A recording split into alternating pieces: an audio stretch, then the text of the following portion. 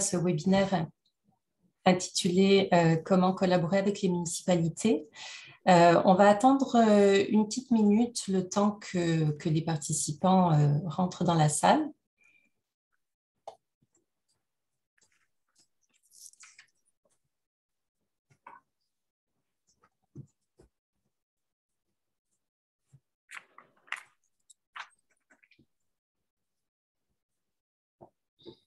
Alors, je vois que la salle se remplit vite. On va attendre encore un petit peu pour permettre à tout le monde de se connecter.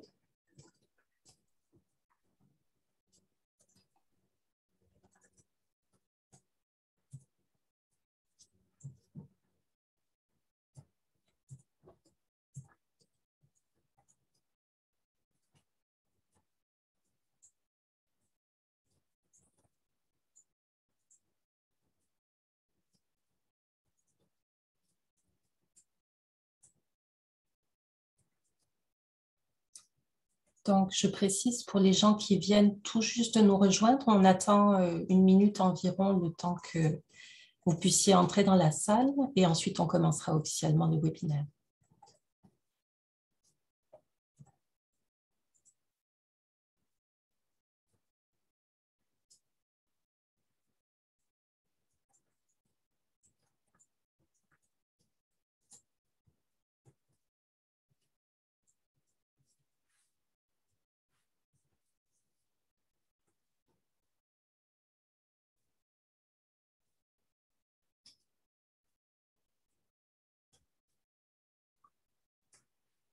Alors, je vois que le nombre de participants se stabilise un petit peu. On va officiellement commencer ce webinaire intitulé « Comment collaborer avec les municipalités ». Mon nom est Florence Morestin, je suis conseillère scientifique au Centre de collaboration nationale sur les politiques publiques et la santé et je suis accompagnée aujourd'hui de Denis Guérin, notre autre conférencier qui est responsable de la valorisation des connaissances et de l'équipe d'accompagnement chez Espace Muni, ainsi que de Sarah Chaput, qui est coordonnatrice du REFIPS pour la région des Amériques, donc le réseau francophone international pour la promotion de la santé, et qui animera les périodes de questions. Ce webinaire est organisé par nos 3 organisations, ainsi que par la Société Santé en français, représentée par Nathalie Boivin. Alors, vous êtes nombreux aujourd'hui, vraiment une bonne participation. Une bonne partie d'entre vous originaires du Québec, quelques autres participants des autres provinces canadiennes et puis beaucoup d'entre vous qui proviennent du reste de la francophonie, essentiellement en Europe, en Afrique et dans les Caraïbes. Alors, je vais commencer par quelques petits points techniques. Okay. Donc, vous avez 2 fonctions pour communiquer. La fonction de questions et réponses qu'on vous propose d'utiliser si vous avez des problèmes techniques. Dans ce cas, ma collègue Mylène Maguire vous apportera de l'assistance. Et puis, pour les questions que vous avez pour les conférenciers. Puis pour tout le reste, que ce soit vos réactions, vos partages d'expériences, de ressources, on vous invite à utiliser la boîte de discussion. N'oubliez pas dans ce cas de sélectionner l'option « Envoyer à tout le monde » pour que tout le monde puisse voir vos... J'ai l'impression que quelqu'un d'autre a le contrôle des diapositives. Okay. Pour envoyer à tout le monde. Alors, je vois déjà une question dans le chat demandant si le webinaire sera disponible. Oui, effectivement, il est enregistré et il sera rendu disponible. Les échanges dans la boîte de questions-réponses et dans le chat sont également enregistrés, donc tenez-en compte dans vos échanges. Pour ce qui est du formulaire d'évaluation, il sera partagé en direct à la fin du webinaire et vous le recevrez également par courriel ensuite avec le lien vers l'enregistrement et les diapositives. Donc, comme je vous ai dit, je travaille pour le CCNPPS. Nous sommes un des 6 centres de collaboration nationale financés par l'Agence de la santé publique du Canada, travaillant chacun sur un thème spécifique. Pour notre part, notre mandat est de soutenir les acteurs de la santé publique dans leurs efforts pour élaborer et promouvoir des politiques publiques favorables à la santé. Et Nous nous trouvons à Montréal et je tiens donc au nom de mon équipe à reconnaître que nous nous trouvons sur un territoire autochtone millénaire, lieu de rencontre et de diplomatie entre les peuples et lieu de la signature du traité de la Grande Paix. Et nous remercions la nation Kanien'kehá:ka pour son hospitalité sur ce territoire non cédé.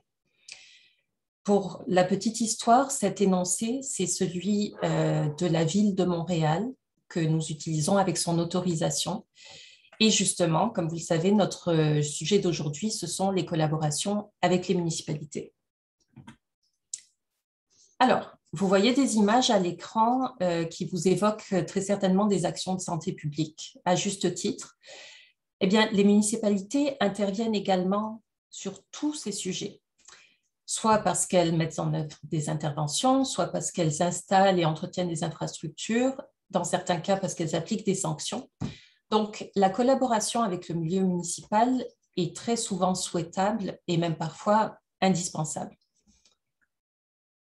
Et ça ne s'est pas démenti depuis le début de la pandémie. On peut penser par exemple à lorsqu'il s'est agi de trouver des solutions d'hébergement pour les personnes itinérantes, quand les refuges ont réduit leur capacité d'accueil, donc pour les sans-abri. On peut penser à la réouverture des parcs, des jardins communautaires, à la piétonisation de rues pour permettre la distanciation physique, à l'autorisation de terrasses temporaires ou l'ajout de tables à pique-nique pour maintenir des lieux de socialisation en toute sécurité. Eh bien, tout ça, ça a été encore une fois des exemples de collaboration entre la santé publique et des municipalités. Donc, nos objectifs aujourd'hui, c'est que d'ici la fin du webinaire, vous soyez en mesure de décrire dans les grandes lignes le fonctionnement des municipalités, que vous puissiez reconnaître des éléments importants pour établir et maintenir des collaborations avec le milieu municipal et que vous puissiez réfléchir aux leçons apprises lors d'expériences vécues de collaboration. Ces expériences, ce sera surtout celle de Denis Guérin, qui nous parlera de l'accompagnement à l'élaboration et l'implantation de politiques familiales municipales et de politiques en faveur des personnes aînées. Et puis, on vous invite vraiment, pour ceux qui ont de l'expérience, à réagir tout au long du webinaire dans la boîte de discussion, à partager vos propres expériences. Alors, je vais prendre, avant qu'on aille plus loin, 5 minutes pour présenter le fonctionnement en général des municipalités, parce qu'il y a quand même 30% d'entre vous qui nous ont dit ne pas avoir d'expérience avec le milieu municipal, donc pour qu'on soit tous un petit peu à même de comprendre la suite du webinaire. Je précise que ce que je présente vaut pour les municipalités canadiennes en général, parce qu'il y a quand même des variations même au sein du Canada.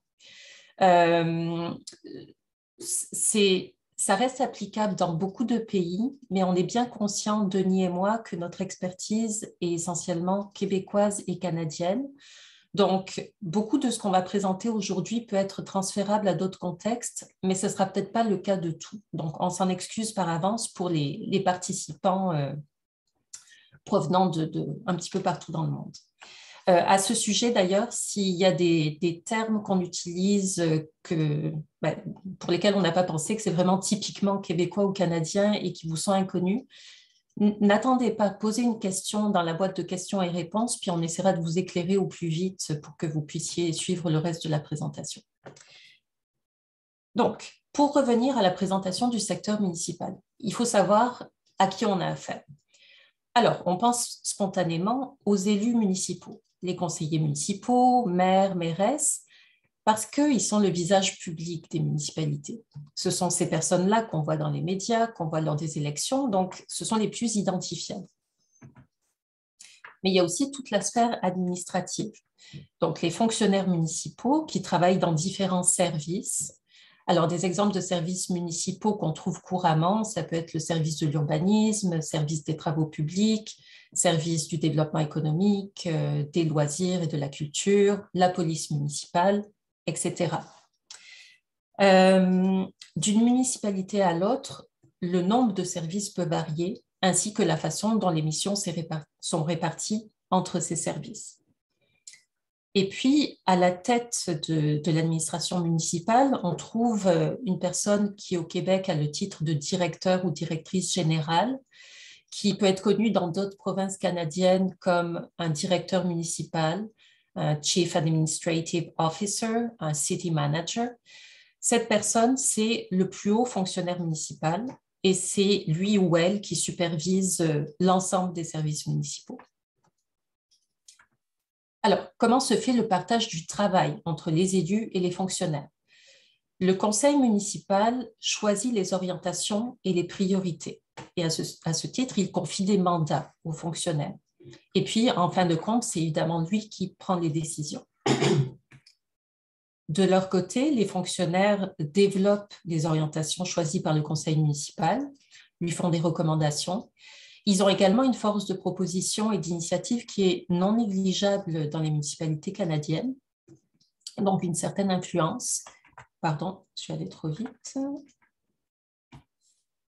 Voilà. Et puis, une fois que le conseil municipal a pris une décision, c'est l'administration municipale qui met en œuvre les actions qui ont été décidées et qui rend des comptes au conseil municipal sur ces actions. Je vais faire quand même... Ah oui, il y a une autre instance qu'on trouve fréquemment dans les municipalités qui sont des comités créés par le conseil municipal pour se pencher sur des questions spécifiques. Quelques exemples, ça peut être un comité d'urbanisme, un comité sur le transport actif, un comité sur le vieillissement de la population, un comité de pilotage pour une politique familiale. Denis reviendra sur cet exemple-là. Les membres des comités varient d'une municipalité à une autre. On peut y trouver un ou deux conseillers municipaux à qui ce dossier-là spécifique est affecté. On peut y trouver des représentants d'organisations externes, gouvernementales ou non. Et là, on y reviendra aussi, ça peut être une opportunité pour votre organisation d'obtenir un siège dans ces comités-là. On peut y trouver des citoyens et parfois des fonctionnaires municipaux. Donc, ces comités reçoivent du conseil municipal des mandats d'explorer telle ou telle question et lui font des recommandations en retour. Évidemment, il y a une articulation qui doit se faire avec la sphère administrative, puisqu'on voit qu'il y a un rôle qui n'est pas le même, mais qui est complémentaire. Et ça se fait soit parce que des fonctionnaires municipaux sont membres du comité, soit quand ce n'est pas le cas, parce que des fonctionnaires assistent aux réunions de comité dont les sujets les concernent. Donc, voilà dans les grandes lignes pour le fonctionnement des municipalités au Canada. Je vais dire un mot sur le cas des petites municipalités, parce qu'il y a quand même 60% d'entre vous qui pensent approcher soit une petite municipalité, soit des municipalités de diverses tailles. Donc, les particularités, c'est que les élus peuvent être à temps partiel, se consacrer à leur mandat à temps partiel seulement parce qu'ils conservent un emploi par ailleurs. Autre particularité, c'est qu'on trouve beaucoup moins de fonctionnaires. Donc, on trouve parfois que certains services municipaux n'existent pas ou que certains services assument plusieurs missions. Certains services municipaux sont portés par une seule personne et le directeur ou la directrice générale a tendance à s'impliquer plus dans le détail des dossiers au jour le jour. Donc, voilà pour les caractéristiques des petites municipalités. Alors, je vais m'arrêter ici quelques minutes, juste s'il y a des questions de clarification, pour m'assurer qu'on continue tous ensuite avec la même compréhension. Alors, Sarah, je ne sais pas s'il y a eu des questions posées déjà. Oui, il y a des questions de clarification. Okay. Donc, est-ce qu'il y a une direction ou un service municipal dans chaque municipalité? Tu as parlé de petites ou grandes municipalités, mais est-ce que c'est obligatoirement, normalement, qu'il y a un service municipal? Un service municipal ou un directeur? Ou une direction? Une direction. Ben, en tout cas, au Canada, c'est une constante. Hein, vraiment, d'une province à l'autre, il pourrait y avoir des exceptions, comme je l'ai dit, parce qu'il y a toujours une flexibilité au niveau de l'organisation de l'administration municipale, mais c'est dans l'immense majorité des cas, dans toutes les provinces canadiennes, il y a une personne qui assume ce rôle qui est à la tête de l'administration municipale. Merci. Prochaine question. Quelle peut être, d'un point de vue institutionnel ou administratif, la structure qui pourrait servir d'ancrage des données de santé publique dans une collectivité locale comme une municipalité? OK. Je pense que ça, c'est une question plus vaste que peut-être on va conserver pour la fin. Et puis, Denis aura certainement des réponses peut-être plus illustrées à apporter à cette question. Ça marche. Il n'y avait pas d'autres questions pour l'instant. OK, parfait. Donc, je vais continuer. De toute façon, s'il y a d'autres questions, posez-les au fur et à mesure, puis on va les prendre à la fin. C'est certain, les questions ne seront pas négligées. Donc, je vais prendre un 10-15 minutes environ avant de passer la parole à Denis pour le reste de la présentation pour vous parler d'un guide pratique que j'ai élaboré pour le CCNPPS qui rassemble des conseils sur comment s'y prendre pour collaborer avec des acteurs municipaux. Je vais donner un aperçu très bref avec juste quelques exemples par-ci par-là parce que le guide est accessible gratuitement sur le site web du CCNPPS, donc vous pourrez le consulter ensuite. Et puis, pour laisser plus de temps de parole à Denis. Je vais préciser aussi que le guide a été élaboré avant la pandémie de COVID-19. Fondamentalement, ça ne change pas les façons de collaborer. Je dirais que la seule chose, c'est que la pandémie a pu teinter le contexte dans lequel vous voudrez intervenir. Et ça peut être soit d'un point de vue négatif, s'il y a un certain écœurement des acteurs municipaux après 1 an et demi de prédominance de la santé publique sur les décisions. Ça peut être aussi tout à fait un effet positif parce que justement, il y a eu des collaborations réussies entre le milieu municipal et la santé publique. Donc, ça peut vraiment aller dans beaucoup de directions. Je pense que c'est quelque chose à garder en tête quand on évalue le contexte dans lequel on veut intervenir. Alors, le guide pratique fait la synthèse de ressources produites par des institutions canadiennes, dont beaucoup sont québécoises. Et ces ressources-là expriment le point de vue d'élus municipaux, de fonctionnaires municipaux et d'acteurs de la santé publique qui ont des expériences de collaboration avec des municipalités. Et je me suis basée aussi sur des entrevues que j'ai réalisées moi-même avec des fonctionnaires municipaux. Tout ça pour dire que les conseils présentés dans le guide s'appuient vraiment sur ce que disent les acteurs de terrain. Alors, chaque section du guide pratique traite d'une question à se poser quand on veut collaborer avec une municipalité. Donc, je vais passer en revue chacune de ces sections et vous donner pour chacune un petit aperçu des genres de conseils qu'on peut trouver dans le guide. Alors, les 2 premières questions à se poser, c'est que fait la municipalité dans votre domaine de travail et qui approcher à la municipalité. Il ne faut jamais croire qu'on arrive dans un vide. Il y a certainement des actions de la municipalité qui directement ou indirectement ont un lien avec ce que vous faites. Et puis, il y a peut-être même des collaborations de la municipalité avec d'autres acteurs, organismes communautaires, associations locales, etc. Donc, pour être stratégique et constructif, vous devez vraiment faire un travail de repérage avant d'approcher les acteurs municipaux. Alors, pour ça, le guide vous propose une liste plus détaillée de questions à se poser. Il y en a de toutes sortes. Je vous en donne un exemple. Si plusieurs services municipaux sont impliqués en lien avec votre thème de travail, ce qui est très souvent le cas, c'est rare qu'il y en ait un seul, comment se partage-t-il le travail? Quel service fait la planification? Qui est impliqué dans l'implantation d'infrastructures, etc., dans le suivi des actions? Et est-ce que ces services poursuivent les mêmes objectifs? Un exemple, si vous voulez proposer un projet visant la réduction des méfaits ou réduction des risques liés à l'usage de drogue, il est probable que le service municipal du développement social ait des objectifs semblables aux vôtres, partage votre objectif. Il est possible, par contre, que la police municipale ait pour principale préoccupation le maintien de l'ordre public. Donc, il faut bien situer les différents services à qui on aura affaire et leurs positions respectives. Le guide propose ensuite une série de pistes pour se renseigner, justement, pour trouver des réponses à toutes ces questions qu'on peut se poser. Je vous en donne juste un exemple, mais c'est un très pertinent à retenir à mon avis. c'est de surveiller systématiquement les points à l'ordre du jour des réunions du conseil municipal. C'est rendu public, c'est accessible librement sur les sites web. Même souvent, les réunions des comités sont annoncées. Et lorsque vous voyez qu'un point à l'ordre du jour a un lien avec votre sujet, je vous invite vraiment à étudier le procès-verbal de la réunion correspondante.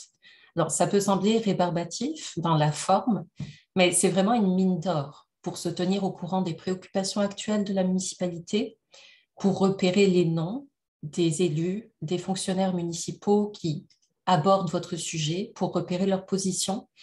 Et puis aussi, c'est bien pour repérer en amont, à l'avance, ce sur quoi la municipalité va se pencher.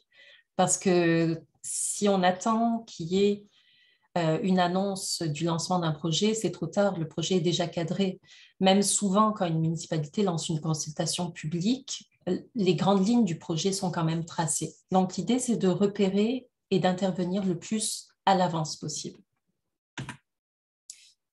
Il y a dans le guide quelques ressources que je conseille d'aller voir spécifiquement pour approfondir certains points.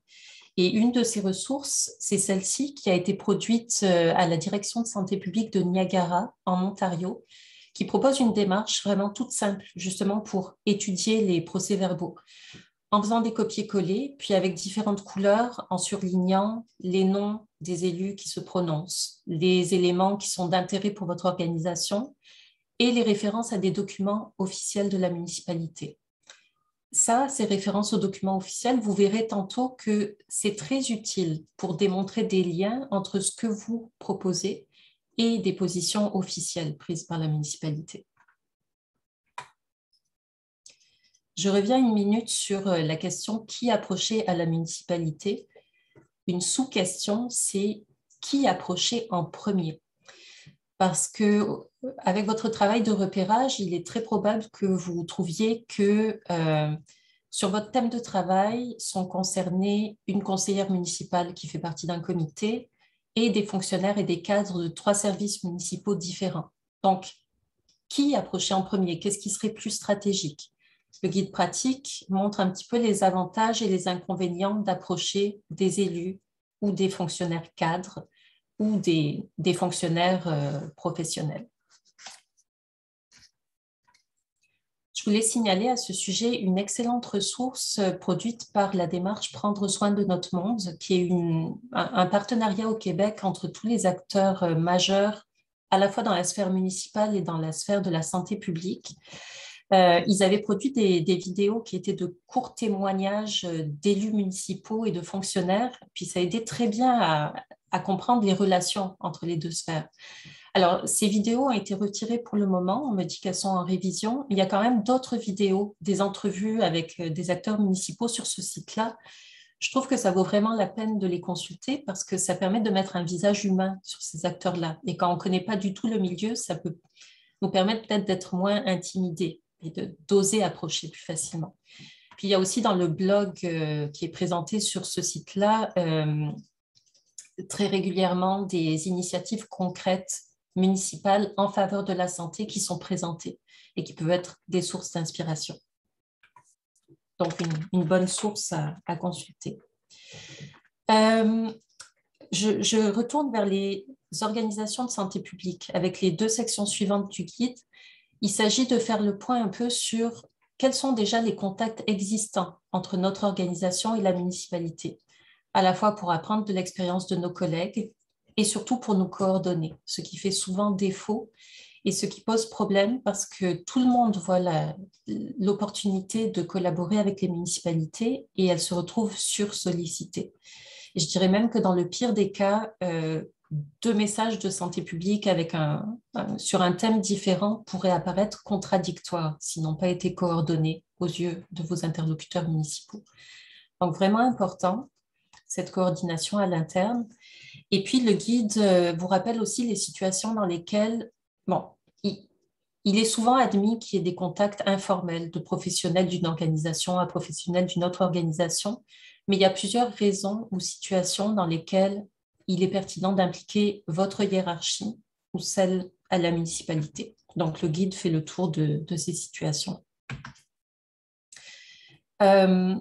comment formuler votre message pour être écouté? C'est un point central, c'est la section suivante du guide. Il propose, alors, une erreur qu'on fait souvent, c'est de s'imaginer que la santé va être la priorité de nos interlocuteurs ou qu'ils conçoivent un problème qu'on aborde de la même façon que nous. Vous êtes en fait nombreux dans le formulaire d'inscription à nous avoir fait part de vos difficultés dans le sens où les acteurs municipaux à qui vous vous adressez ne se voient pas de rôle en lien avec le thème sur lequel vous travaillez. C'est à vous, si vous prenez l'initiative de les approcher, de démontrer le lien. Montrer le lien entre ce que vous apportez et les priorités et objectifs de la municipalité. Bon, il y a plusieurs priorités récurrentes pour les acteurs municipaux, assez constantes, qui sont présentées dans le guide pratique. Il y en a quelques-unes qui apparaissent à l'écran ici. Je sais que Denis y reviendra un petit peu aussi dans sa présentation. Donc, il faut s'efforcer de montrer les liens. Il y a aussi des attentes des acteurs municipaux envers leurs homologues de la santé publique.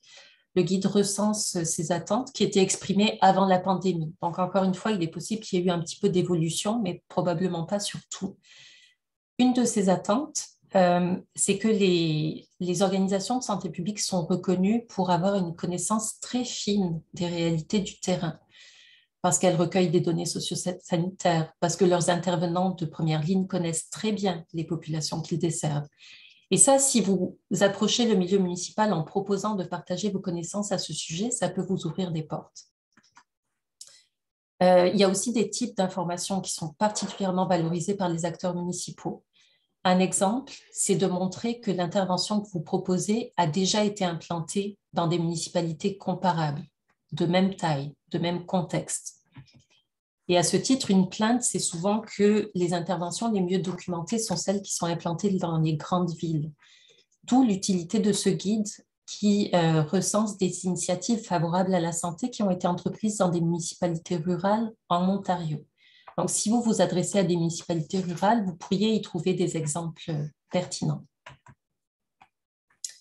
Les dernières sections, très rapidement, comment établir le premier contact? Il y a des moments à saisir, soit des moments récurrents et prévisibles, élaboration du budget municipal, élection municipale, soit saisir les occasions lorsque les acteurs municipaux se penchent sur votre sujet, d'où l'utilité, encore une fois, de surveiller les ordres du jour des réunions.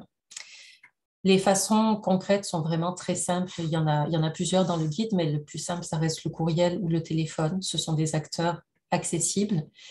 Et pour l'attitude, plusieurs conseils sont donnés dans le guide pratique. S'il y en avait qu'un à retenir, c'est l'humilité. Vous êtes expert de votre thème, bien sûr, mais il faut démontrer de l'ouverture, démontrer une flexibilité à apprendre de vos interlocuteurs parce que eux sont les spécialistes de la municipalité et des enjeux municipaux. Pour finir, les dernières sections du guide portent sur comment entretenir de bonnes interactions et comment maintenir la collaboration dans le temps. Avec des listes de conseils, un exemple, apprendre à travailler au même rythme. Vous êtes beaucoup à avoir fait part de ces difficultés dans le questionnaire d'inscription. C'est un fait que les municipalités, les acteurs municipaux ont une forte charge de travail, ont souvent peu de ressources. C'est un fait aussi qu'il y a des étapes obligées dans le processus de décision municipale. Et donc, ça peut ralentir les collaborations. Mais il faut en prendre acte, le planifier peut-être en avance. Il faut apprendre à travailler à ce rythme-là. Il faut aussi entretenir les choses dans le temps parce que la collaboration ne s'instaure pas en une fois. Il faut l'entretenir. Il faut aussi surmonter les départs de personnes. Alors, c'est évident pour les élus qui ont des mandats qui ont un terme. Les fonctionnaires tendent à être plus stables en poste, mais ils ne sont quand même pas éternels.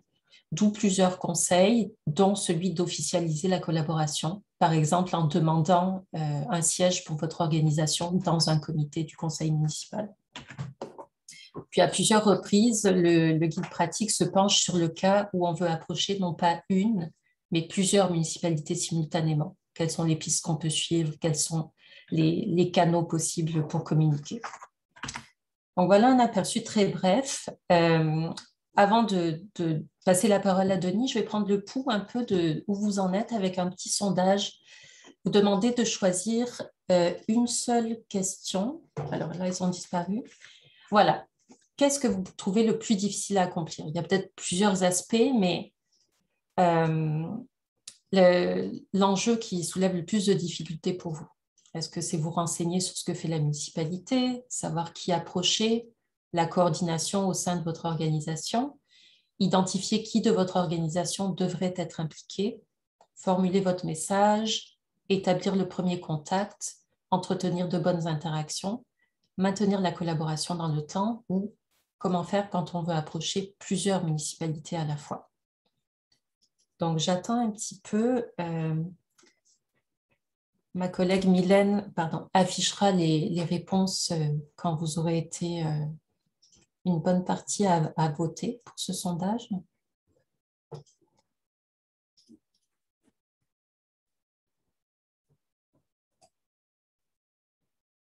Je pense que les difficultés que vous avez exprimées dans le formulaire d'inscription, les difficultés que vous avez déjà rencontrées, montraient un éventail de situations qui peuvent se situer en lien avec ces différents énoncés.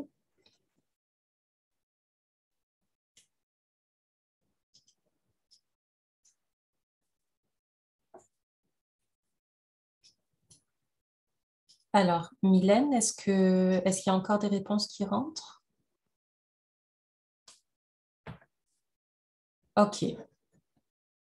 Bon, ben c'est intéressant, il y a une répartition. OK, je vois maintenir la collaboration dans le temps, ça semble être un gros enjeu, suivi par savoir qui approcher, repérer les acteurs, effectivement, établir le premier contact, approcher plusieurs municipalités à la fois. Donc, il y a plusieurs de ces points, de toute façon, tous les points qui ont été cités, qui vont être abordés par Denis à son tour, et puis on y reviendra, bien sûr, avec vos questions spécifiques pendant la période d'échange à la fin. Donc, Denis, je te passe la parole.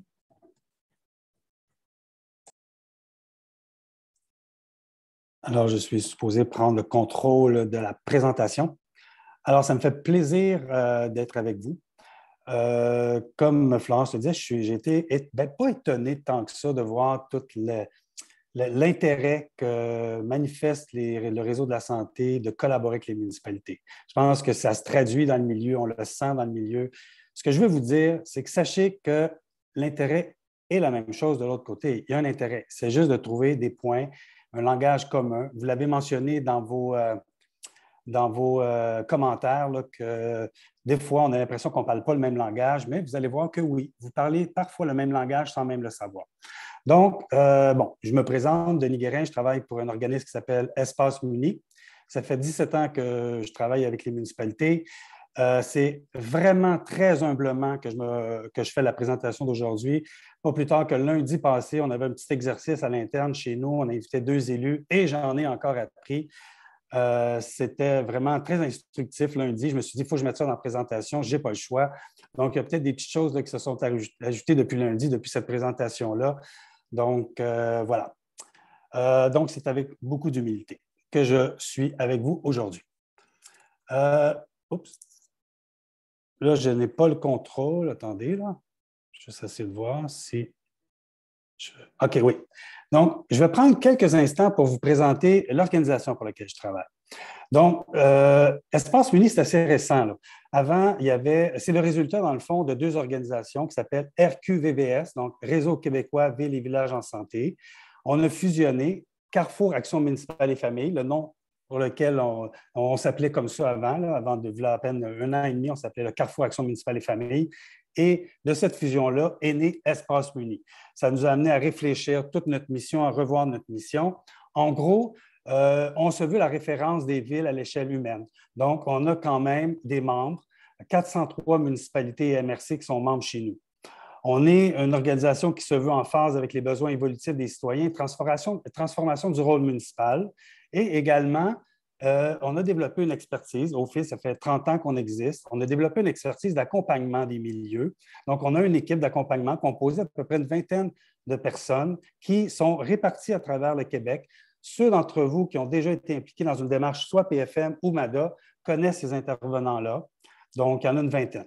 Ils évoluent puis ils accompagnent les milieux. Il faut dire qu'Espace Muni, on a un mandat du gouvernement du Québec, du ministère de la Famille pour PFM, pour accompagner les municipalités dans leur démarche. Et pour MADA, on a un mandat du secrétaire aux aînés puis du ministère de la Santé pour les accompagner. Espace Muni, c'est également plusieurs projets qu'on porte. On porte, bon, la fête des voisins et voisins solidaires qui était avant, qui relevait plus de Réseau québécois Villes et villages en santé, qu'on a ramené au sein de nos programmes. Municipalité Amis des enfants, qui est porté par UNICEF de façon internationale, mais nous, on s'assure du déploiement au Québec. Municipalité accessible, c'est également chez nous que ça se passe. Municipalité Amis des aînés, comme je l'ai mentionné, et le certifié famille, là, qui est notre logo pour la politique familiale municipale. Il y a également Métapris, le tout dernier né chez nous, qui aide les municipalités à l'intégration des enfants à besoins particuliers dans les camps de jour. Il y a une grande demande pour ça et Espace Muni, en collaboration avec la ville de Victoriaville, on a élaboré un outil qui aide justement les gestionnaires à bien intégrer les enfants à besoins particuliers dans les camps de jour. Et nous, on s'assure du déploiement de ce service-là. Et également, on est fiduciaire pour le collectif des partenaires en développement des communautés, qui il va avoir justement là, en 2022 là, un sommet sur le développement des communautés. Donc, je vous invite à y participer. Donc, voilà en gros qui on est. Je ne vais pas passer plus de temps là, sur la présentation d'Espace Muni. Je vous invite par contre à aller voir notre site Internet. Vous allez y trouver une foule d'informations. Je vais y référer là, en cours de présentation aussi. Donc, pour la suite, permettez-moi de... OK. Permettez-moi de faire un... Je n'irai pas dans la structure. Florence l'a bien expliqué, la structure. Moi, je vais plus parler de certains aspects qui sont le cadre légal, mais je ne rentrerai pas dans tous les détails. Dans le fond de cette diapo-là, je veux que vous reteniez l'image. OK? L'image parle d'elle-même. Je pense que... puis je l'ai appris lundi, il y a un cadre légal, il y a 86 lois qui encadrent et peuvent impacter les actions des municipalités. Et là, je ne veux pas les passer une après l'autre, là, ça prendrait tout le temps, mais ce que je veux que vous reteniez, c'est que ces 86 lois sont applicables autant dans les grandes que dans les très petites municipalités. Fait que ça se peut que derrière l'ampleur que ça prend, okay, que des élus ou tout simplement du monde de l'appareil municipal lèvent la main et crient un peu à l'aide. Parce que c'est vraiment, ça peut devenir très envahissant. Donc, puis, il faut dire qu'il n'y a pas beaucoup de formation, OK? La plupart des élus apprennent sur le tas. La plupart des élus arrivent comme élus, comme étant avec de bonnes intentions, mais sont rapidement rattrapés par l'ampleur du cadre légal. Par la suite, il y a, imaginez, bon, le cadre légal, c'est comme le grand carré de sable d'une municipalité. OK? Maintenant, elles peuvent jouer dans ce carré de sable-là avec leurs pouvoirs. Il y a des pouvoirs qui sont dits réglementaires. On en connaît tous, les règlements, donc le règlement sur l'urbanisme, le règlement du zonage, mais il y a des règlements qui, au fil des années, se sont pointés. Donc, la créativité des municipalités, là, on l'a vu à l'œuvre dans les dernières années. Il y a des règlements qui sont apparus sur le jeu dans la rue. OK? Des règlements qui sont de l'ordre des nuisances publiques, restriction des heures d'ouverture des bars. Il y a eu également des règlements, je vais juste noter, oui, les vitesses dans les rues, des règlements sur, ce qu'on ne voyait pas il y a à peine 10 ans, des règlements qui limitent les restaurations rapides à proximité des écoles. Donc, vous voyez qu'au fil des années, il y a un pouvoir réglementaire qui peut être utilisé dans le cadre de vos projets. Okay? Donc, c'est la créativité, des fois, c'est bien de la réactiver. Il y a les politiques, les plans d'action et les programmes. On en a vu beaucoup apparaître des dernières années. Les politiques familiales sont de ceux-là. Mise en place des services et interventions auprès de la citoyenne et du citoyen, excusez-moi. Là, on parle de mon intervention, l'aménagement des parcs, le programme des loisirs. Donc, je ne veux pas passer plus de temps là-dessus. Je veux que vous compreniez qu'il y a des pouvoirs et réglementaires et non réglementaires, puis les municipalités ont le pouvoir d'intervenir dans leur communauté. Oups, là, ça va peut-être passer. Okay. Excusez-moi. OK. Il y a également les compétences. Les compétences des municipalités, il y en a 8. OK? Au niveau des MRC, le MRC, on m'a demandé de faire une courte... qu'est-ce que c'est qu'une MRC? C'est une municipalité régionale de comté. C'est une instance c'est un instant, attendez, là, je veux juste être sûr, une entité administrative supralocale, OK, dans laquelle interviennent tous les maires de l'ensemble des municipalités que ça regroupe. Il y a un préfet qui est nommé, soit par suffrage universel ou par nomination des maires. Donc, voilà. Je ne veux pas rentrer plus dans les détails de ce que c'est qu'une MRC, là, parce que ça peut devenir très compliqué, mais il y a également des pouvoirs qui lui sont délégués, là, qui sont obligatoires. Je vais revenir aux municipalités. Il y en a 8. Par contre, il y a des compétences, des champs d'intervention, là comme ça, qui sont l'habitation, supposons, pour nommer celui-là, qui ne font pas partie nécessairement des compétences, mais on voit de plus en plus des municipalités intervenir en habitation.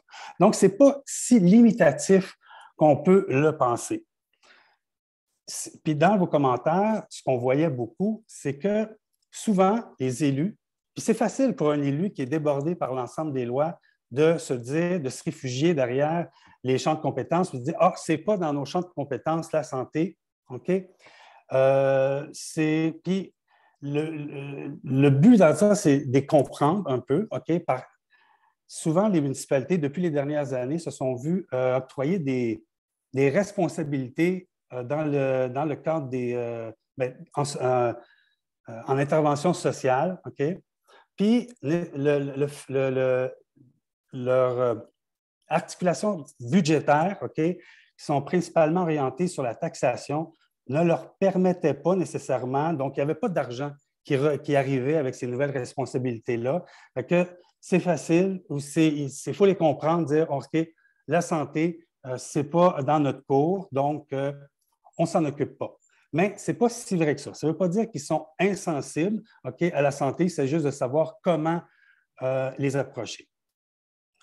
À cet effet-là, j'ai mis la main sur un petit, et ça a été fait dans le cadre de, attendez là, que je prends la référence, c'est fait par Léger, avec la collaboration de Prendre soin de notre monde et Québec en forme, qui témoigne un peu de cet intérêt-là des municipalités qu'ils ont envers la santé. Donc, je ne lirai pas, je ne prendrai pas le temps de lire tout ça, là, mais je vous invite à aller en prendre connaissance.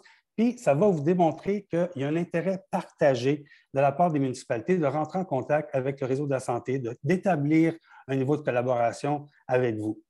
Je vous avais présenté un peu, pas un peu, là, très succinctement, les résultats de ça qui a été réalisé par la firme Léger avec Prendre soin de notre monde, qui a eu quand même un bon taux de réponse, là, presque 600 répondants qui ont répondu à ça. Je vous invite à aller le lire.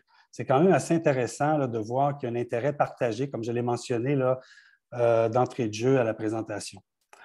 Donc, on parle beaucoup de levier. OK? Donc,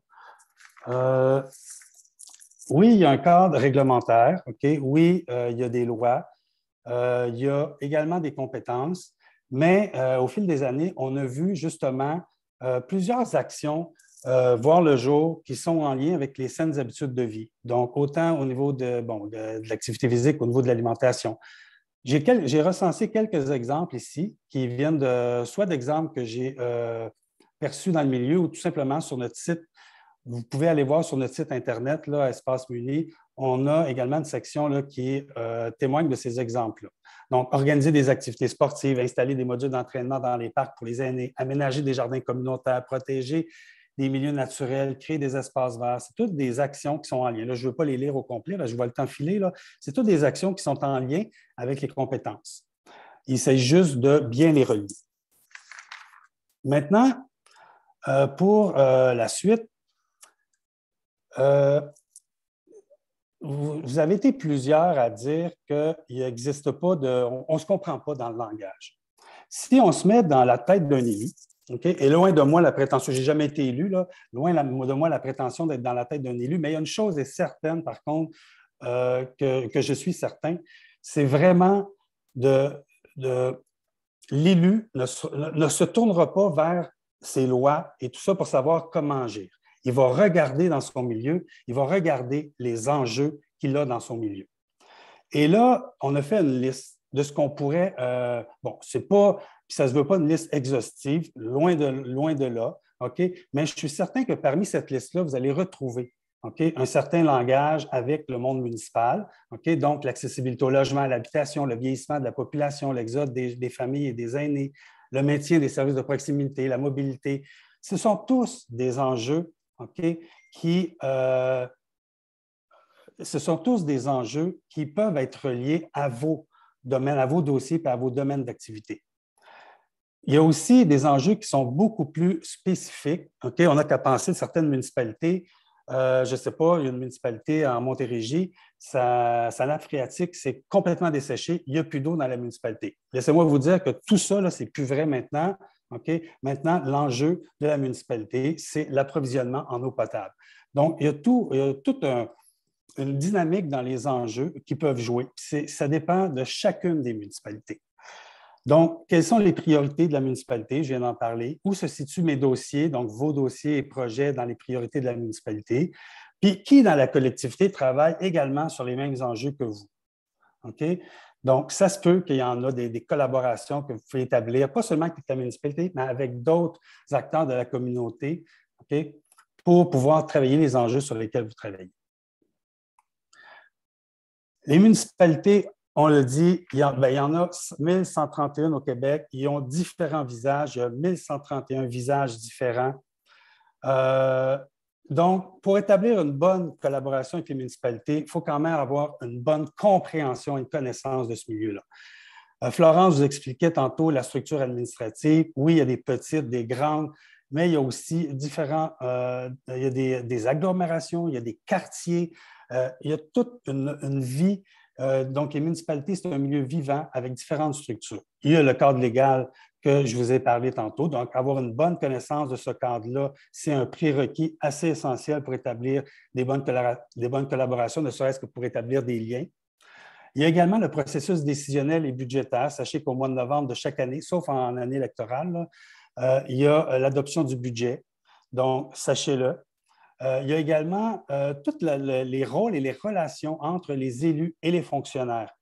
Donc, dans les grandes municipalités, depuis les dernières années, ça s'est resserré. Donc, les liens ne sont plus aussi directs que possible. Mais imaginez dans une petite communauté où il y a 400-500 habitants, souvent, ces relations-là, bien, ça se passe souvent dans la rue. Ça peut se passer même au dépanneur, à l'épicerie.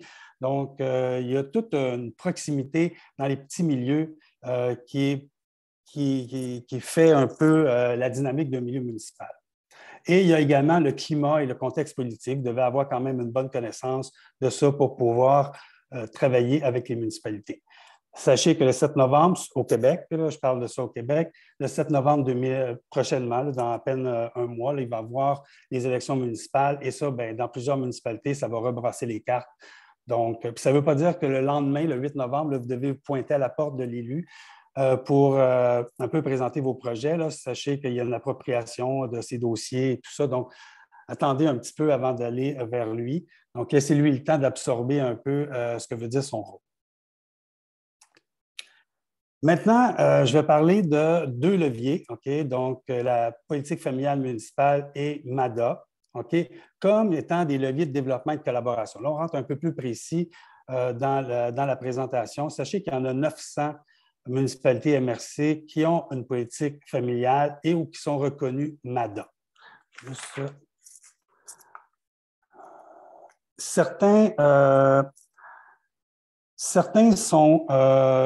abordent les deux ensemble. Donc, ça ne veut pas dire qu'ils se voient de façon séparée. Là. Certains vont les aborder de façon mixte, PFM et MADA. Il y en a qui sont à leur deuxième, voire même troisième génération de politique PFM et MADA. Je profite de l'occasion pour juste faire une petite parenthèse au niveau de la municipalité Amis des aînés. Depuis le nouveau gouvernement, le secrétariat aux aînés qui porte le programme Municipalité Amis des aînés relève du réseau de la santé. Donc, on nous a annoncé très dernièrement qu'il y avait des liens qui étaient pour se resserrer entre le réseau de la santé et la démarche Municipalité Amis des aînés. Certains d'entre vous n'ont peut-être déjà entendu parler. Dans les protocoles d'entente que les villes vont signer pour adhérer à Municipalité Amis des aînés, il va y avoir peut-être des modalités au niveau là, de la participation du réseau de la santé à l'intérieur même de ces démarches-là. Pourquoi Municipalité Amis des aînés et politique familiale, c'est des bons leviers? Mais ça se résume à trois raisons principales.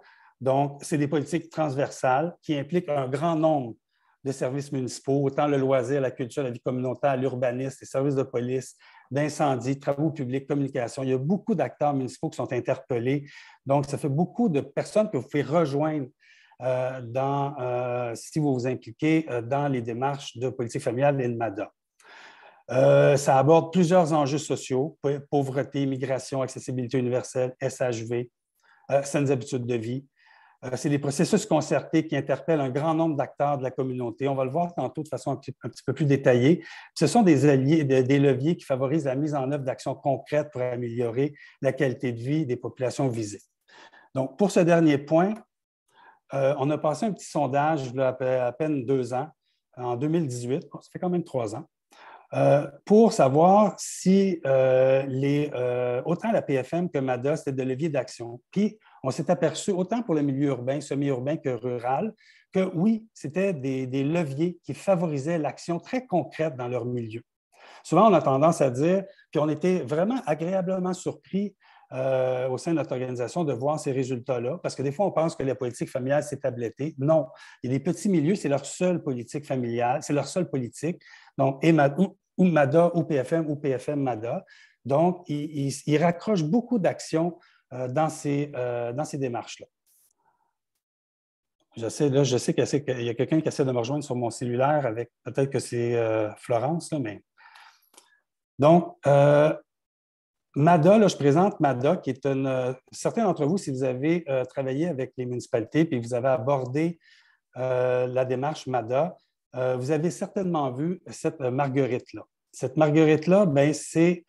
on peut y retrouver les champs d'intervention, mais pas seulement que les champs d'intervention. Donc, ça rouvre un champ de possibilités qui va au-delà des 8 champs d'intervention qu'on appelle des 8 domaines d'intervention, des champs que j'ai présentés là, au début pour les municipalités. Donc, on parle du transport, des participations sociales, du respect de l'inclusion. Moi, j'aime bien travailler avec cette marguerite-là quand j'interviens dans les municipalités, de façon à rattacher les enjeux que vivent la municipalité. Vous pouvez partir justement de cette marguerite-là puis voir où vos projets se situent dans cette marguerite-là. Vous voyez que je l'ai encerclé en rouge.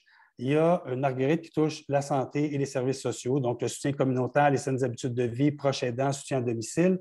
C'était Ça a été revu là, depuis à peu près 2-3 ans, là, cette marguerite-là. Puis le service, la pétale sur la santé et les services sociaux, c'est rajouté.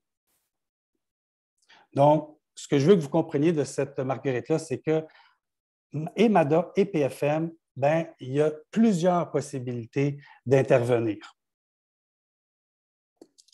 Quand on dit qu'une PFM ou MADA, ça interpelle un grand nombre d'acteurs, bien, vous le voyez ici, je sais que ça peut paraître petit pour certains, là. Donc, on retrouve dans ces démarches-là trois principaux acteurs donc, qui viennent de l'administration municipale, du milieu politique et de la communauté. Au niveau de la communauté, vous pouvez vous retrouver le réseau de la santé. Sachez que chez Espace Oui, ça fait partie des documents, des outils qu'on transmet au milieu.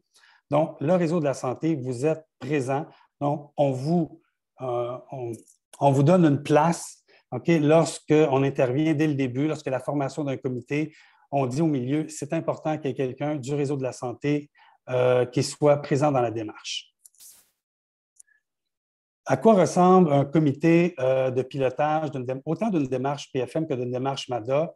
Bien, je ne vous dis pas que ça ressemble à ça, c'est la géométrie variable selon le milieu. On retrouve un élu qui est le responsable des questions famille aînée. Là, il y a un petit A qui s'est rajouté, on va l'aborder un peu plus tard. Il y a des organismes communautaires en lien avec la famille, les jeunes et les aînés, les associations, les réseaux. Il y a le milieu scolaire, le milieu socio-économique, pas toujours présent, mais on l'encourage. Les services municipaux, comme je l'ai mentionné, loisirs, pas seulement que le loisir, mais il y a les travaux publics, l'aménagement du territoire, l'urbanisme, le transport, les communications qui ne siègent pas nécessairement sur le comité, mais qui sont interpellés dans la démarche. Il y a les services de garde qu'on voit très souvent dans les démarches. Et il y a le réseau de la santé, représentant des saines habitudes de vie, organisateurs communautaires qui ont souvent leur place au sein du comité. Et il y a également beaucoup des citoyens, parents, adolescents et aînés qui interviennent dans les comités. Lorsque vous intervenez dans les... là, je vais juste essayer de voir. OK. Lorsque vous intervenez dans les comités, donc si vous avez une place au sein de ce comité-là, bien, puis ça, je vous le dis encore en toute humilité, là, on a établi quelques petits conseils.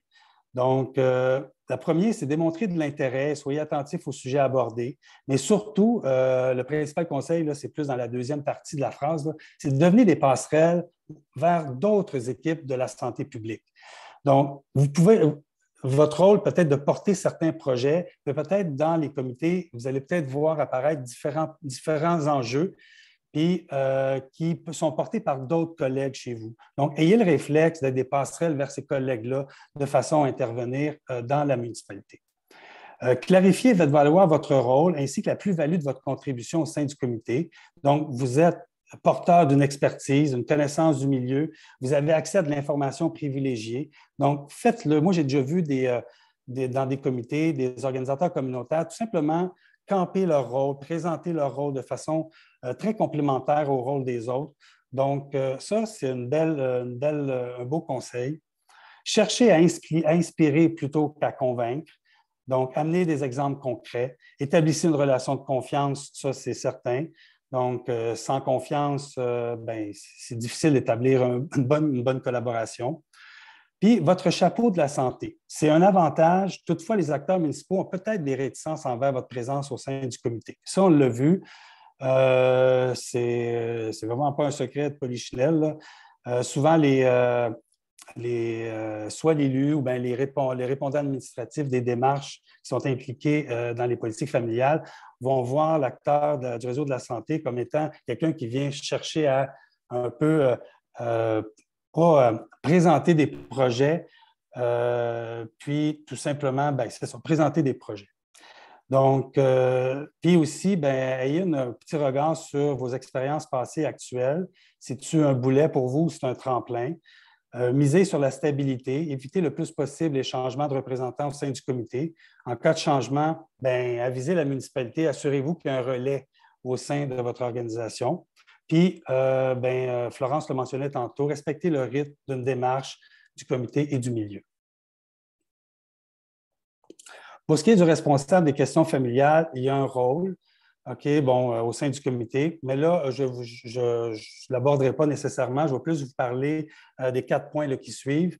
C'est informez-vous sur les mandats qui lui sont confiés. Très souvent, il cumule un grand nombre de dossiers qui sont d'ordre social. Évitez le plus possible les grands concepts. Présentez des projets en démontrant des retombées concrètes sur les citoyennes et les citoyens. Fournissez-lui des outils et des données pour l'aider dans son rôle. Bien outillés et documentés, ils peuvent vous ouvrir des portes. Donc, c'est sûr que si vous lui présentez plusieurs études, des concepts très compliqués, donc, ayez le réflexe de synthétiser l'information, de pré-mâcher un peu l'information. Il aime bien, des fois, les one-pagers qui donnent un peu les retombées du projet que vous présentez. Puis, informez-vous sur fait-il partie d'une équipe ou est-il un conseiller indépendant?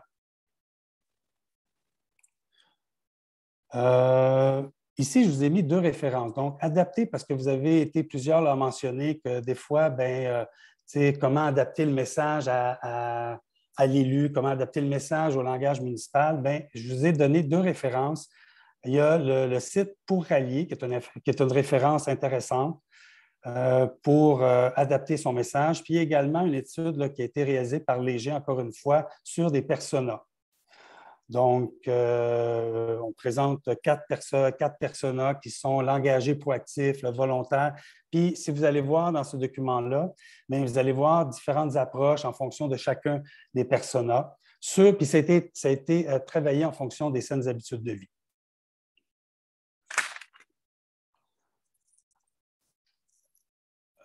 Au-delà de ces personas-là, il y a l'humain qui est derrière l'élu.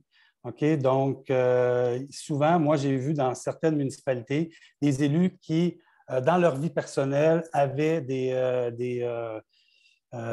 situations qu'ils vivaient, que ça, avoir un enfant handicapé. Mais sachez que dans ces municipalités-là, on voit en fonction de leur intérêt, de leur priorité, voir des actions se poser dans leur milieu. Là, j'essaie d'aller rapidement parce que je sens que le temps a passé, là. Au niveau de maintenant, au niveau de la PFM et de MADA, bien, il y a également un processus qui est derrière chacune de ces démarches-là. Pas plus tard qu'hier, et là, je vais imager ça avec un exemple concret. Pas plus tard qu'hier, j'ai parlé avec un représentant de la ville de Saint-Narcisse de Rimouski. Je ne sais pas si quelqu'un est un organisateur communautaire dans le coin de Saint-Narcisse de Rimouski ou du Bas-Saint-Laurent, mais je lui ai dit, communique avec une personne de la santé publique qui peut t'aider dans la réalisation, soit de ton portrait, OK, parce qu'ils ont des données, donc cette personne-là a des données qui peuvent être utiles, ils peuvent t'aider pour compléter des grilles que tu as à faire, des grilles de recension de services. Il peut même t'aider lorsque vient le temps de consulter ta population. Donc, voilà. Pour ce qui est du plan d'action, si vous avez inscrit un projet dans le plan d'action, okay, ben, voici quelques conseils sur lesquels vous devez miser pour favoriser un peu l'intégration de ce projet-là dans le plan d'action. S'arrimer au cadre légal, comme je l'ai mentionné, au pouvoir de la municipalité, démontrer clairement les retombées auprès des citoyens, j'ai une faute ici, des citoyennes et des citoyens, contribue aux objectifs de la municipalité, répond à des enjeux, des besoins qui ont émergé du diagnostic, ont déjà été réalisés dans d'autres milieux comparables. C'est des projets qui mobilisent la communauté, donc il y a des alliés dans la communauté. C'est des projets qui sont bien documentés avec des exemples, des données probantes, des résultats d'études. C'est des projets qui respectent la capacité de la municipalité humaine et financière. C'est des projets qui peuvent être attachés à une source de financement. Pour poursuivre votre collaboration, bien, dans la mise en œuvre et le suivi du plan d'action, démontrer l'intérêt de faire partie du comité de suivi, clarifier la nature de votre collaboration dans la mise en œuvre du projet, aider à trouver des leviers, ça c'est très important, aider à trouver des leviers financiers pour réaliser des projets et à compléter les demandes de financement, fournissez des données pour appuyer l'argumentaire, puis contribuer également à la visibilité des réalisations. Pour terminer, il y a quelques références que j'aimerais porter à votre attention. Bon, c'est sûr qu'Espace Muni, pour rallier, comme je l'ai mentionné tantôt, c'est une belle référence. Agir tôt, donc, qui est également une référence auquel vous pouvez une référence. Il y a également le guide d'accueil et de référence pour les élus et les élus municipaux du gouvernement du Québec, Commune Agir, qui ont élaboré des outils, les clés pour se démarquer auprès des élus, l'Observatoire des tout-petits et Québec en forme, comme je l'ai mentionné, là, sur l'étude des personas. Donc, voilà. Merci de votre attention. Puis là, je ne sais pas si je vais arrêter le partage. Oui, merci Denis d'avoir tenu le fort. On oui, va se reconnecter. J'ai été même très déstabilisé par rapport à ça. Je comprends tout à fait, ça a complètement planté pour Mylène et moi, donc merci d'avoir poursuivi malgré tout. Okay. Alors, je ne sais pas si Sarah pourrait nous rejoindre, on va passer à la période d'échange. Il y a déjà des questions qui ont été posées, et puis n'hésitez pas à ajouter vos questions, ceux qui en ont. Oui, merci Florence. Juste mentionner aussi que vous pouvez, s'il y a des questions que vous voyez, vous pouvez aussi appuyer sur le bouton j'aime pour que je puisse prioriser les questions. Donc, première question, ce serait comment est-ce qu'on peut en savoir plus sur le climat d'une municipalité, si le climat est favorable au début d'une collaboration, outre le suivi, par exemple, des ordres du jour et des procès-verbaux, est-ce qu'il y a d'autres recommandations que vous auriez en ce sens-là pour mesurer la température de l'eau? Allez assister à un conseil municipal. Donc, si vous allez assister à un conseil, vous allez tout de suite voir. Puis c'est sûr que les sujets chauds vont sortir. Donc, c'est sûr que... Puis aussi, bien, regardez le site, mais principalement, moi, je dirais de tout simplement aller assister à une séance du conseil, là, puis vous allez voir exactement, vous avez une bonne idée du climat politique et administratif. Bien, plus du climat politique, là. Encore une fois, il y a des questions qui ont été répondues pendant le webinaire, mais spécifiquement, comment est-ce que vous conseilleriez les gens d'attirer l'attention sur un enjeu dont les municipalités ne sont pas encore conscientes? Comment porter à leur attention un enjeu qui ne semble pas faire partie de l'agenda du tout? Bien, tantôt, comment... je ne sais pas, Florence, si tu as une... Il n'y a pas de réponse magique à Non, ça, mais c'est ça. Une piste de réflexion, je trouve, c'est de nous-mêmes nous tenir au courant de l'actualité municipale, parce qu'on s'immerge un peu petit à petit dans les modes de pensée, les grands enjeux actuels. Alors, si vous ciblez une municipalité en particulier, ben, c'est vous abonner à leur publication, tout simplement, pour voir un peu ce qui ressort. Euh, Moi, très simplement, là, au Québec, je suis abonnée au bulletin de l'Union des municipalités du Québec. Je reçois ça tous les jours, il y a 5 grands titres. Puis, c'est rien, là, c'est 5 minutes de lecture, mais jour après jour, semaine après semaine, je vois un petit peu ce qui se passe en ce moment dans le milieu municipal. Puis, c'est comme ça qu'on arrive à faire les liens avec ce que nous, on apporte.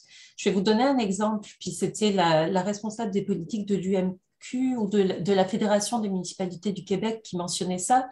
Elle prenait l'exemple le problème de la rétention de la main-d'œuvre dans les régions en ce moment. Elle disait, ben, vous y pensez peut-être pas, mais quand vous proposez des interventions qui favorisent le développement d'environnements favorables aux saines habitudes de vie, vous contribuez à la qualité de vie et donc c'est un facteur qui contribue à la rétention de la main-d'œuvre. Donc le lien, parfois, il faut aller le chercher, mais je trouve que c'est en se familiarisant avec les modes de pensée, les enjeux des interlocuteurs municipaux qu'on finit par le situer, ce lien-là. Très bonne Merci. réponse. Je me demandais si tu voulais ajouter quelque chose. Non, c'est correct. Excellent.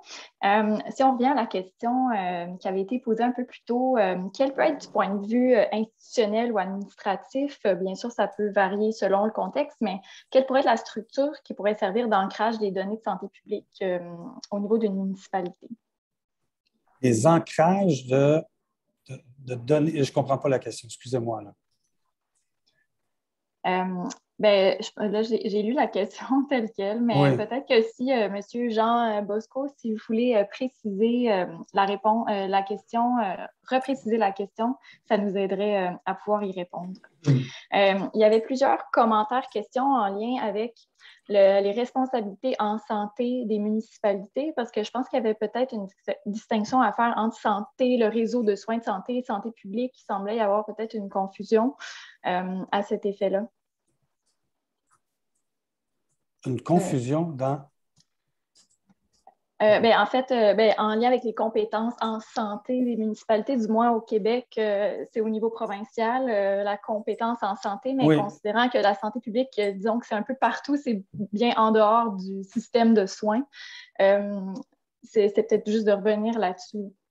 Oui, j'avais vu le commentaire.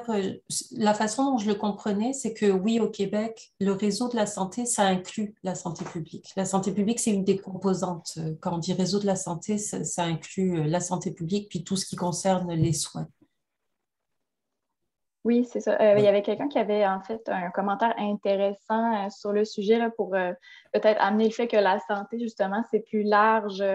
Je vais vous le lire parce que peut-être que ça répondait en partie là, que la santé, dans son sens strict, compris comme guérir la maladie, c'est peut-être pas de leur ressort nécessairement directement, du moins au Québec. Non, c'est ça, mais dans son sens large, au niveau la du prévention, bien-être, la qualité de vie, exactement, l'air, le sol, l'alimentation durable. Fait qu'au final, si on a une vision plus large de la santé. C'est exactement ça. Relève de leur responsabilité. Est-ce que vous voulez commenter là-dessus? Je commenterais dire que c'est aller sur l'angle de la prévention, saines habitudes de vie, qualité du milieu de vie, santé globale. C'est des angles pour...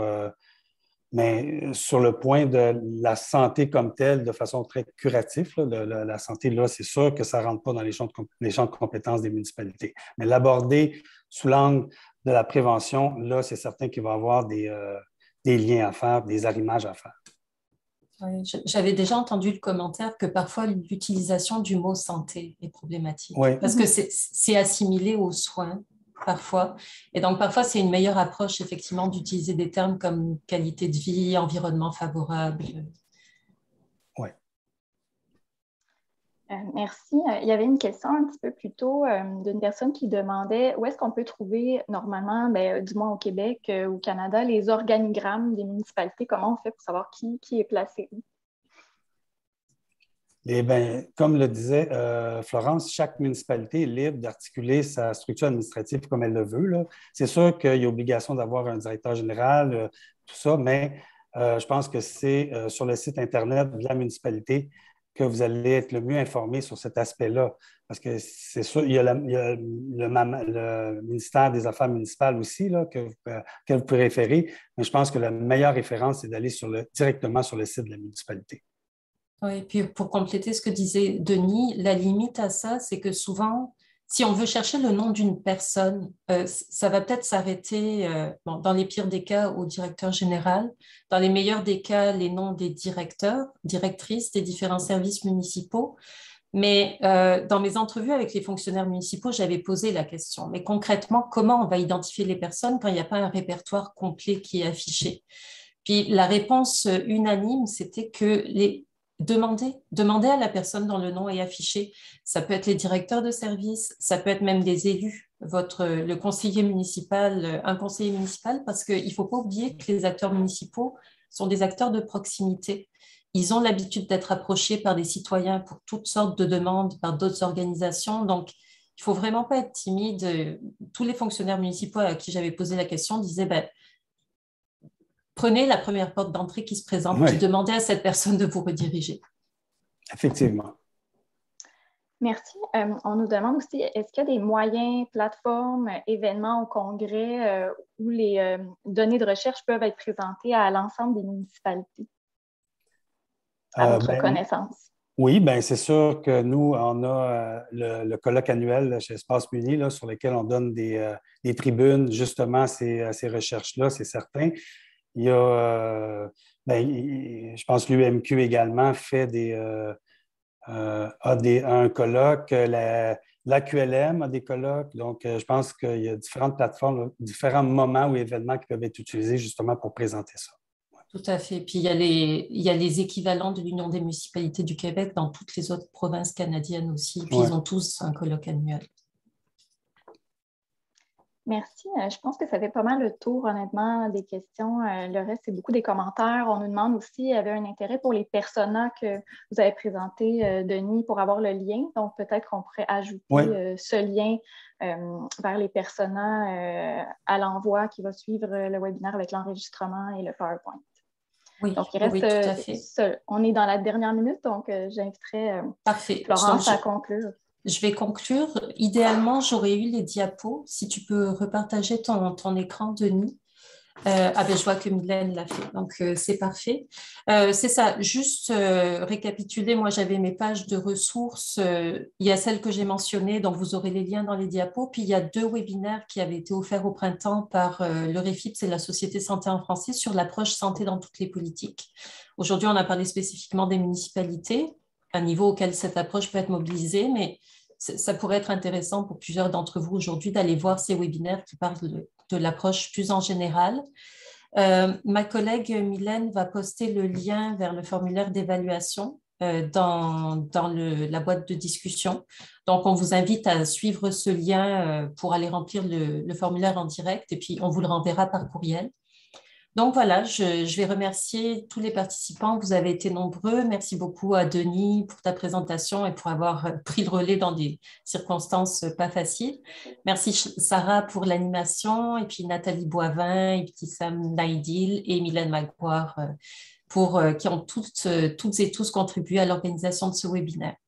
Voilà, bonne journée à tout le monde et l'enregistrement sera disponible pour tous ceux qui veulent rattraper. Au revoir. Merci beaucoup tout le monde.